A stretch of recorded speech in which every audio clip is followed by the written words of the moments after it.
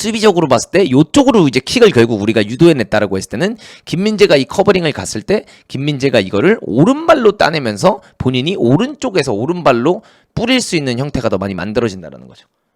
그래서 이런 부분에 있어서도 김민재의 더 좋은 포인트를 살리기 위해선 더 상대가 왼쪽으로 공격을 하게끔 만들어야 됩니다.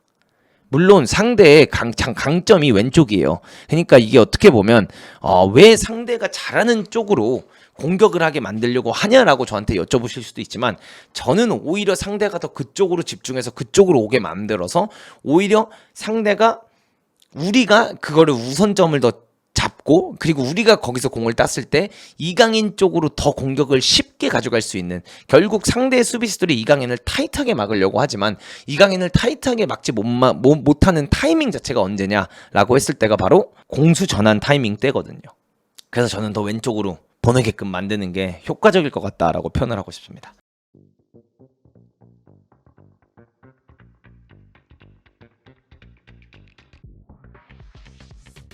저는 이번 경기 때 손흥민 왼쪽으로 뺍니다. 왜냐? 왜 우리가 손흥민을 왼쪽으로 빼야 되느냐라고 했을 때 결국 아길에는 이강인을 집중적으로 막는 포인트를 굉장히 신경 쓰면서 축구를 할 거란 말이죠. 그리고 얘네들은 전방 압박을 나가는 팀이에요. 근데 이렇게 전방 압박을 나갈 때 이강인이 요 하프 스페이스에 서 있고 손흥민이 요 하프 스페이스에 서 있다라고 가정을 했을 때 이제 아길의 입장에서는 둘 다 고민되는 거야. 이강인을 풀어주자니 손흥민은 풀어줄 수가 없고 손흥민을 묶자니 이강인을 풀어줄 수가 없는 거죠. 그래서 양쪽 사이드 스페이스에서 에이스들이 이 위치들에서 공간 창출을 해주면서 이 공간들을 계속 먹어 들어가주고 이거를 이태석이라든가 양현준이 오히려 직선적인 움직임을 가져가주면서 계속해서 침투를 가져가주고 이한범이라든가 김민재랑 이기혁이 그냥 백스리로 벌려주고 여기서 황인범, 백승호, 이재성, 김진규 이 5명이 그냥 자연스러운 로테이션 플레이를 돌아가는 거죠. 이렇게 5명에서만. 이렇게 됐을 때 상대가 우리나라를 잡기가 굉장히 어려워질 겁니다. 그리고 이 멤버라면 충분히 우리가 빌드업 축구를 하면서 상대의 압박을 풀어내면서 상대의 공간들을 다 공략할 수 있는 라인업이 저는 될 수 있다라고 표현을 하고 싶습니다. 그리고 가장 중요한 거는 결국 이 공격수 지역에 맞짱 떠주고 싸워주는 역할을 해줘야 되는 선수가 이번 경기 때 필요하고요. 가장 중요한 건 얘네들이 이제 빌드업을 할 때 이렇게 백스리를 만들어서 빌드업을 한다고 했잖아요. 이렇게 백스리를 만들어서 빌드업을 가져가는 상황들을 만들 때 우리가 이번 경기에서 해야 되는 가장 중요한 포인트 중 하나는 전방 압박이에요. 근데 이 전방 압박이 어떤 전방 압박을 말하느냐? 우리가 최근에 수비를 가져갈 때 손흥민 선수가 수비형 미드필드를 잡으면서 압박을 이제 안 가고 이강인이라든가 혹은 여기서 반대쪽에서 이재성이 몰아주면서 한쪽으로 압박을 가는 경우들을 꽤 많이 봤잖아요. 근데 이번 경기 때는 맨투맨으로 압박을 쳐줘야 됩니다. 그래서 이 선수가 여기서 공을 가지고 있다라고 했을 때 오영규가 그냥 시작부터 묻어주고요. 이강인이 묻어주면서 여기서 손흥민 묻어주고 황인범이랑 그냥 이재성, 백승호가 제가 예전부터 우리나라가 백5로 압박을 할 거면 진짜 공격적이게 해야 된다라는 표현을 했잖아요. 그 형태로 그냥 멘트로 묻어주는 플레이를 가져가고 여기서 볼이 만약에 오른쪽으로 갔다라고 했을 때 이 반대쪽에 있는 풀백만 땡겨서 이 선수가 여기를 잡아주면서 이한범이 김민재 옆에서 조금 더 2대1 싸움만 할 수 있게끔 이 선수를 버려놓고 땡겨서 이렇게 수비를 하면서 한쪽에서 맞짱을 떠서 끝내는 플레이로 굳이 우리가 가져간다면 멕시코는 절대 우리나라 상대로 좋은 빌드업을 해낼 수 없을 겁니다. 우리가 이 맨투맨 압박과 전방 압박을 강하게 친다라는 가정을 했을 때 절대 멕시코는 우리나라 상대로 좋은 빌드업을 통해서 득점 찬스를 많이 만들 수 없을 거고요.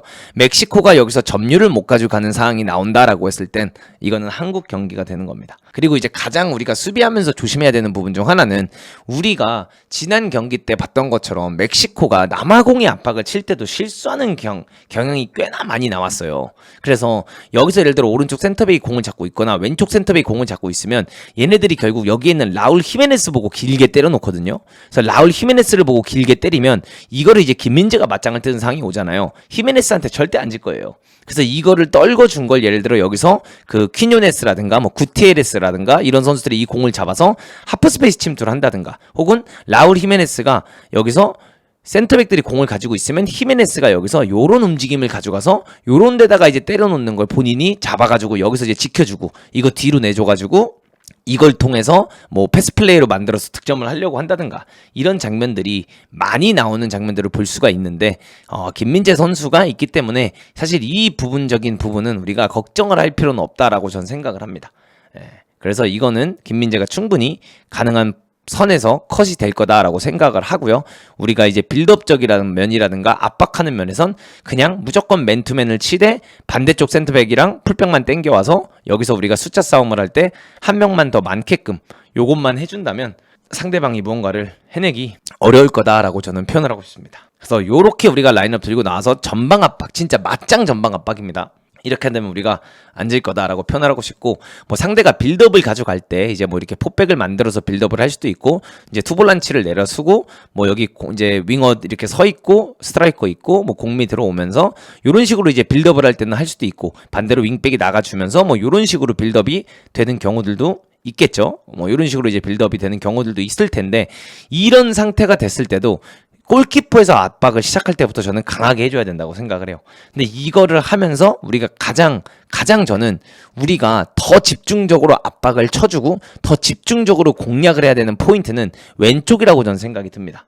그래서 오히려 오영규가 여기 서주고요. 손흥민 선수가 아예 올라와서 저는 그냥 센터백을 같이 압박을 치는 형태를 만들어주고, 여기서 황인범이랑 이제 이재성 올라와 주면서 뭐 여기서 이강인 선수가 사이드에 있는 선수 묶어주면 될 거고, 양현준이랑 뭐 오른쪽 풀백 올라와 주고, 그냥 이런 식으로 맨투맨을 붙어서 아예 맞짱을 뜰 준비를 해줘서 여기서 얘네가 패스를 만약에 일루 줬다라고 했을 때 손흥민이 이렇게 압박을 쳐주면서 이거 바로 오영규가 나가서 결국 싸움이 여기로 붙여지게끔 만들면 이거는 이한범 선에서 다 묻어주면서 우리가 여기서 플레이로 만들어낼 수 있고, 여기서 결국 롱킥이 나올 가능성이 높아요. 우리가 이렇게까지 압박을 친다라고 했을 때 롱킥이 나올 가능성이 높은데, 이 롱킥이 나오는 걸 우리가 오른쪽에서 끊어내서 이강인에게 세컨볼이 가게 만들면서 여기서 이강인이 밀고 들어가는 장면들을 우리가 더 많이 만들어야지만 우리가 효과적인 득점 찬스를 많이 만들 수 있어요.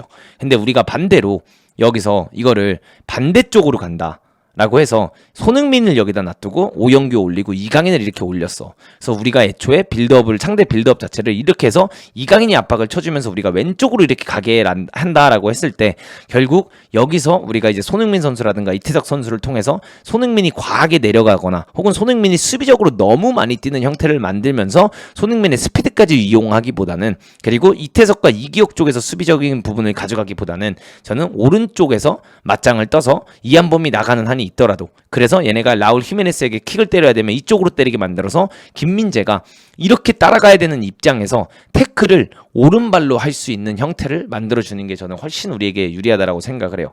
여기서 이게 이쪽으로 때려졌을 때는 김민재가 이걸 따라갈 때 결국 슬라이딩 태클을 하려면 더 잘하기 위해서는 왼발로 태클이 들어가주거나 공을 따고 여기서 땄을 때 왼발로 킥이 나가야 되는 형태가 나오는데, 수비적으로 봤을 때 이쪽으로 이제 킥을 결국 우리가 유도해냈다라고 했을 때는 김민재가 이 커버링을 갔을 때 김민재가 이거를 오른발로 따내면서 본인이 오른쪽에서 오른발로 뿌릴 수 있는 형태가 더 많이 만들어진다는 거죠.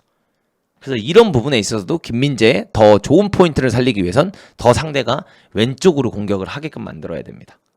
물론 상대의 강점이 왼쪽이에요. 그러니까 이게 어떻게 보면 왜 상대가 잘하는 쪽으로 공격을 하게 만들려고 하냐라고 저한테 여쭤보실 수도 있지만, 저는 오히려 상대가 더 그쪽으로 집중해서 그쪽으로 오게 만들어서 오히려 상대가, 우리가 그거를 우선점을 더 잡고, 그리고 우리가 거기서 공을 땄을 때 이강인 쪽으로 더 공격을 쉽게 가져갈 수 있는, 결국 상대의 수비수들이 이강인을 타이트하게 막으려고 하지만 이강인을 타이트하게 막지 못하는 타이밍 자체가 언제냐라고 했을 때가 바로 공수 전환 타이밍 때거든요.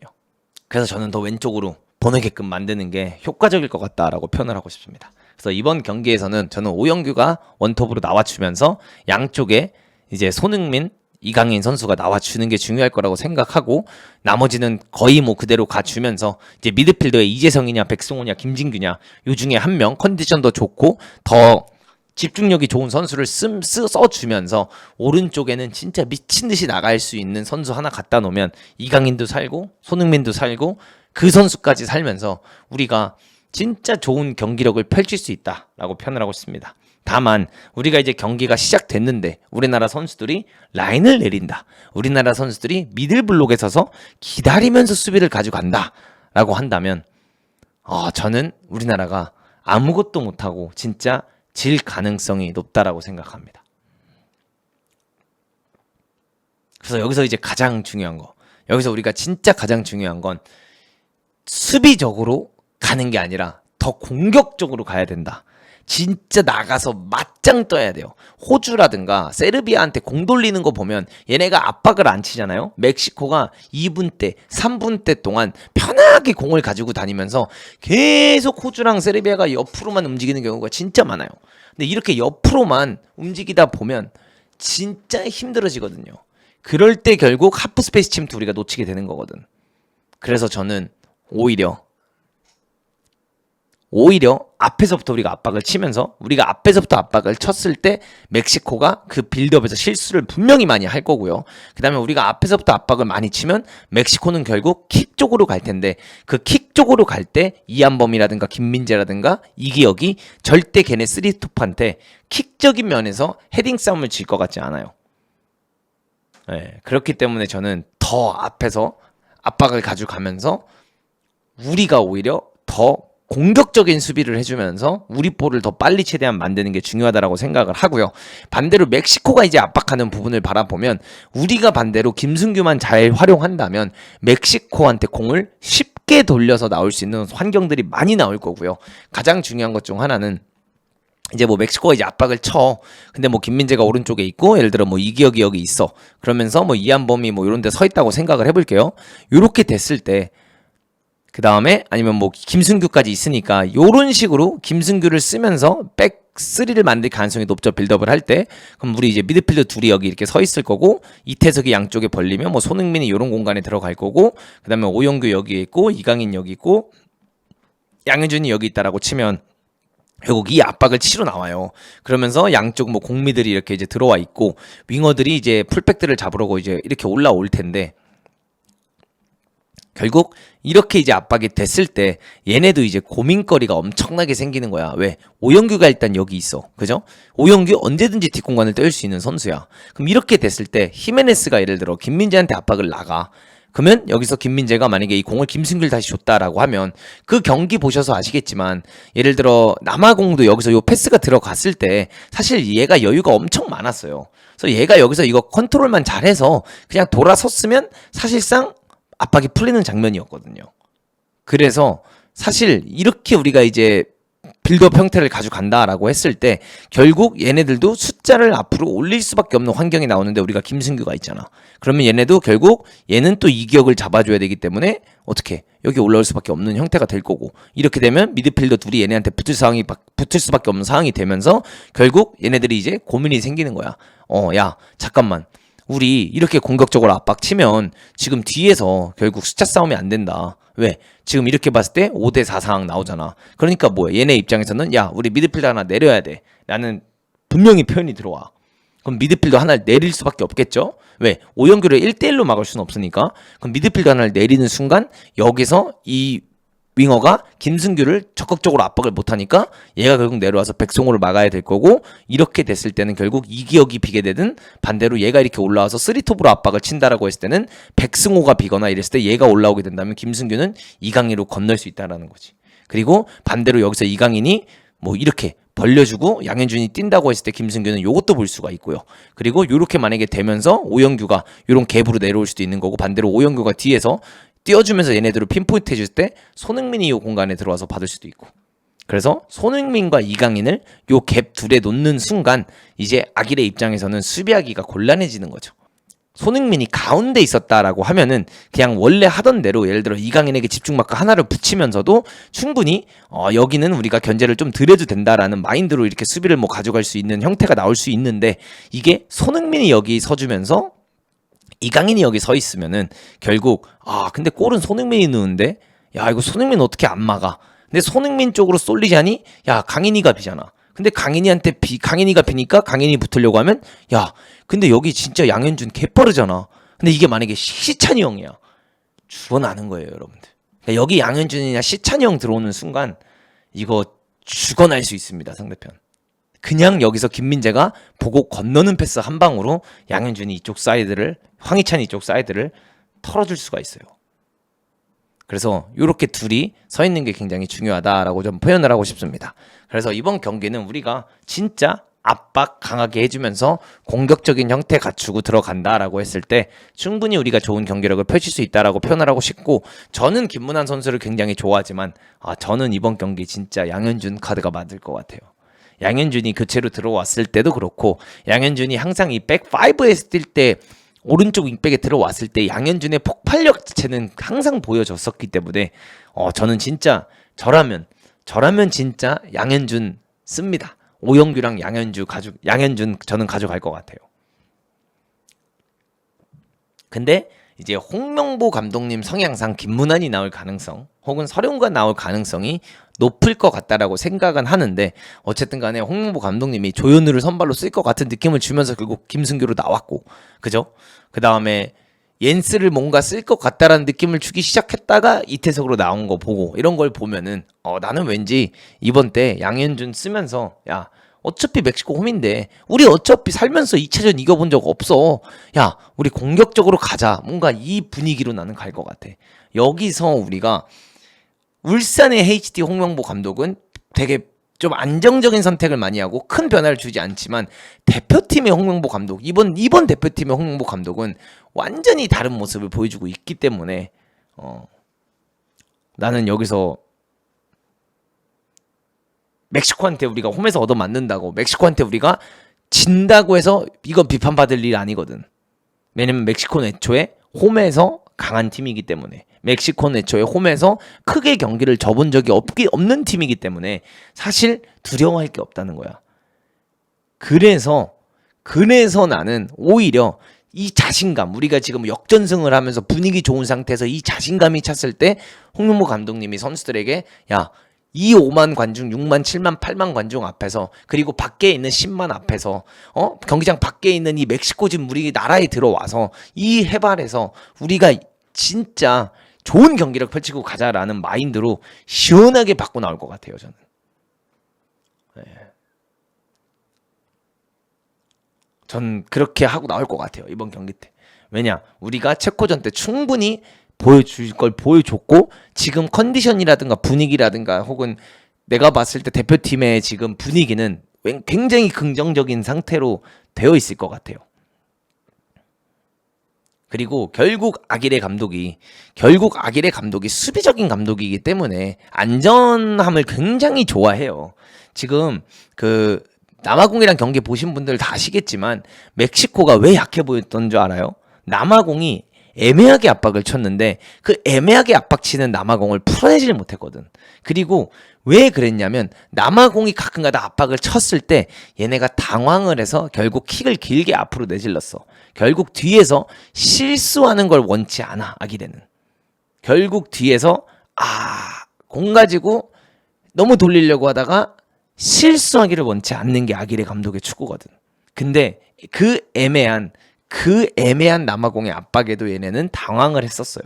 저는 이거 그냥 맞짱의 경기가 될 거다라고 생각을 하고 우리나라도 왠지 그렇게 나올 것 같다라고 생각을 합니다. 근데 저번처럼 제가 얘기했었던 것처럼 우리가 체코전과 비슷한 유형의 수비 형태를 들고 나오면 절대 안 됩니다. 상대가 골킥을 하려고 한다. 상대가 골킥을 하려고 빌드업 형태를 갖추고 있는데 우리가 여기에 투톱 이렇게 올라오거나 내지 쓰리톱이 올라와서 압박을 칠 준비를 안 하고 있다라고 하면 요거는 멕시코가 원하는 형태로 흘러갈 가능성이 높다, 이렇게 표현하고 싶어요. 그래서 저는 개인적으로 이 형태가 갖춰진 상황에서 압박이 시작돼야 된다고 생각합니다. 이렇게 우리가 골킥 때 전방 압박을 하기 위해서 올라가 있으면 결국 얘네는 길게 때릴 거예요. 이렇게 길게 때리면 우리가 공을 따면서 이길 수 있는 확률을 높일 수 있다, 이렇게 표현하고 싶습니다. 그래서 저는 개인적으로 우리나라가 전방 압박을 치면서 앞에서부터 맞짱 뜬다라고 했을 때 3대1 승리도 봅니다. 여기까지가 작전판으로 제가 여러분들께 해드릴 수 있는 대한민국 대 멕시코입니다. 이렇게 압박을 쳤을 때 제 전제 조건은 확실합니다. 우리가 압박을 쳤을 때 무는 안 날 것 같아요. 저는 개인적으로 무 날 것 같진 않고 무조건 다득점 경기다, 이렇게 생각합니다. 이번 경기는 무조건적으로 다득점 경기가 될 거예요. 이 경기에서 우리가 집중적으로 봐야 되는 세 가지는 딱 이겁니다. 첫 번째, 전방 압박을 진짜 강하게 맨투맨으로 묻어주는 거. 제가 계속해서 지적해왔던 양쪽 풀백들이 올라가서 윙백 치면서 강하게 묻어주는 거. 이거 첫 번째. 그 다음에 두 번째가 이강인이 최대한 살아날 수 있게끔 만드는 것과 동시에 상대방에게 엄청난 스트레스를 줘야 돼. 우리가 빌드업을 할 때. 그게 이강인과 손흥민의 공존과 앞에 오영규라는 열정맨 배바지 아저씨가 있는 거예요. 그래서 앞에 배바지 아저씨가 미친 듯이 싸워주는 거죠. 일본의 그 빡빡이 아저씨 마에다처럼. 그래서 마에다처럼 앞에서 빡빡이 아저씨가 싸워주는 것처럼 오영규가 싸워주고, 여기서 손흥민이랑 이강인이 하프스페이스에서 놀아나면 내가 봤을 때 엄청나게 공격적으로 될 것 같고, 자연스럽게 우리가 일어날 수 있는 플레이 중 하나는 여기서 우리가 공격을 딱 진행됐을 때 가끔은 이태석이 이런 데서 안쪽으로 싹 뛰어들어가면서 손흥민 딱 벌려주고, 여기서 김민재가 됐든 이기혁이 그냥 손흥민 살리는 패스에서 손흥민이 결국 여기서 사이드에서 헛다리 치고 왼발 크로스 올라오는 거 오영규 뛰어들어가면서 먹어주는 거. 요게 난 진짜 많이 나올 수 있다고 생각합니다, 이번 경기 때. 아니면 반대로 손흥민이 딱 벌려있고 이기혁이 손흥민이 딱 넣어주는데 상대가 물러나왔을 때 이태석이 하프스페이스 뛰면 손흥민의 이제 돌려치기. 토트넘에서 나왔던 손흥민. 그래서 요런 장면들도 충분히 많이 나올 수 있는 경기예요. 그래서 손흥민이 여기서 뛰는 게 여기랑 여기를 같이 뛰면서 반대로 오영규가 내려올 때는 손흥민이 여기서부터 이렇게 뛰어들어가는 걸 보고 이한범 혹은 김민재, 황인범이 여기서 이걸 때려 넣어줄 수 있고, 반대로 이강인이 여기서 이제 공을 잡고 있었을 때 상대 센터백이 이렇게 있다, 오영규를 잡고 있다라고 했을 때 이강인에게 볼이 딱 전달이 돼서 상대가 딱 붙었는데 이강인이 이걸 안쪽으로 딱 쳐서 돌려놨어. 앞을 보는 상황이 됐어. 이 각도가 나왔어. 그때 오영규가 공을 받으러 싹 나와주면서 끌었을 때 요거 들어가는 손흥민 보고 이강인이 때려 넣어주는 거.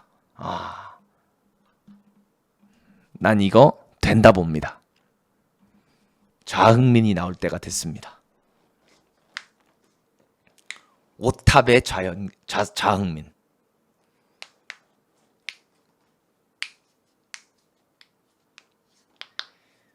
두 분 싸우지 마세요. 두 분 다 음소거 해버리겠습니다. 자꾸 싸우시면. 왜 이렇게 싸우는 거예요, 서로. 네.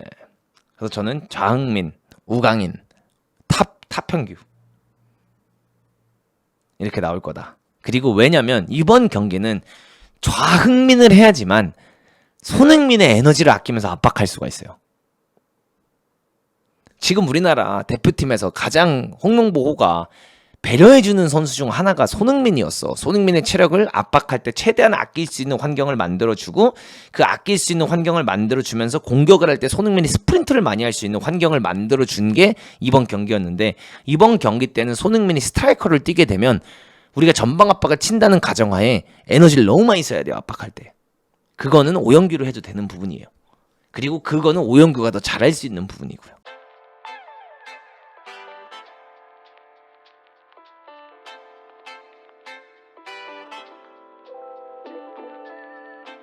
Artlist.io